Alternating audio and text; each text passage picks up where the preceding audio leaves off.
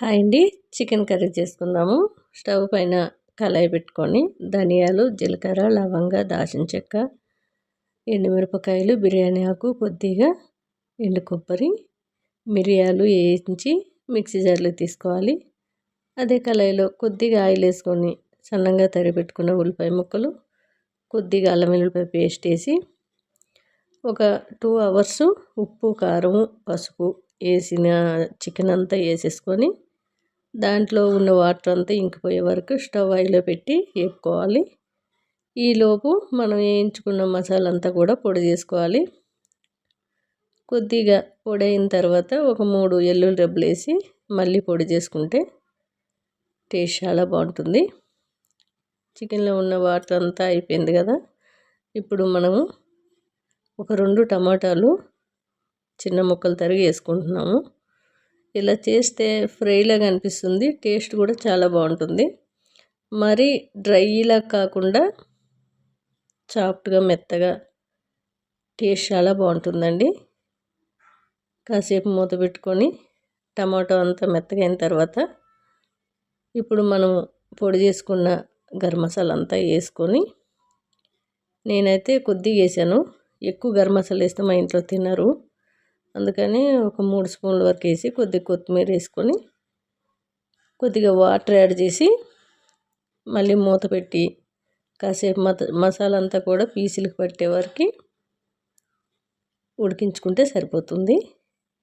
Taste కూడా చాలా చాలా బాగుంటుందండి. స్టవ్ మీడియంలో పెట్టి ఉడికించుకున్నట్లయితే చక్కగా ఉడికి మనకి వేసుకున్న కొద్దిగా ఆయిలైనా పైకి వచ్చి టేస్ట్ చాలా బాగుంటుంది.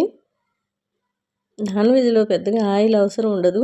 మరీ డీప్ ఫ్రైలు చేసినట్లయితే అవి ఎప్పుడో ఒకసారి కానీ ఎక్కువగా తినకూడదు కూడా. టేస్ట్ అయితే చాలా బాగుంది. ఎవరికి నచ్చితే ఒకసారి ట్రై చేయండి. హాయ్ అండి, కాలీఫ్లవరు డైరెక్ట్గా కుక్కర్లో వేసేసి త్వరగా అవ్వాలని ఇలా అయితే పెట్టేశాను. టేస్ట్ చాలా బాగుంది. మిక్సీ జార్లో ఒక 3-4 టమాటాలు వేసి మెత్తగా పేస్ట్ చేసుకోవాలి. కాలీఫ్లవర్ తీసుకొని శుభ్రంగా ముక్కలు తరిగి ఉప్పు నీళ్ళలో నానబెట్టి 2-3 సార్లు కడిగి కుక్కర్లో వేసుకొని ఈ రుబ్బుకున్న టమాటా ప్యూరీ అంతా వేసి కొద్దిగా పసుపు, కారము, కొద్దిగా రాళ్ళుప్పు, కొద్దిగా ఆయిల్, గరం మసాలా ఇవన్నీ వేసేసుకొని ఇంకొన్ని వాటర్ యాడ్ చేసుకోవాలి.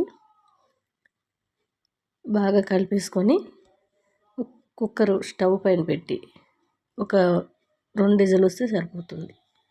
హైలో పెట్టేసి 2 విజిల్ వచ్చినట్లయితే బాగుంటుంది. కొద్దిగా అల్లం వెల్లుల్లిపాయ పేస్ట్ వేసుకున్నాను. టేస్ట్ చాలా చాలా బాగుందండి. మనకి ఎక్కువగా గ్రేవీ ఉన్నట్లయితే మనం కొర్ర రైస్ కాబట్టి చాలా బాగుంటుందని అలా వండాను.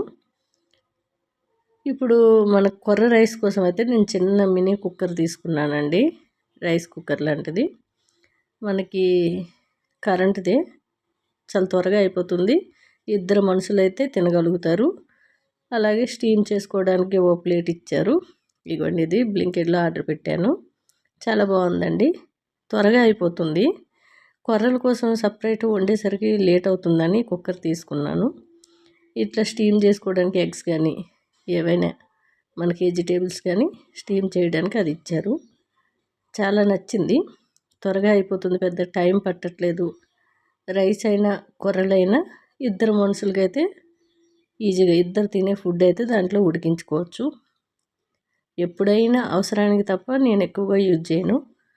ఒక 3 days బ్యాక్ మేము బయటికి వెళ్ళాము, మాకు కొర్రలు తప్ప రైస్ పడదు కాబట్టి మేము ఇలా కుక్కర్ తీసుకొని వాడుకున్నాం. చాలా బాగుంది, టేస్ట్ అదిరిపోయింది.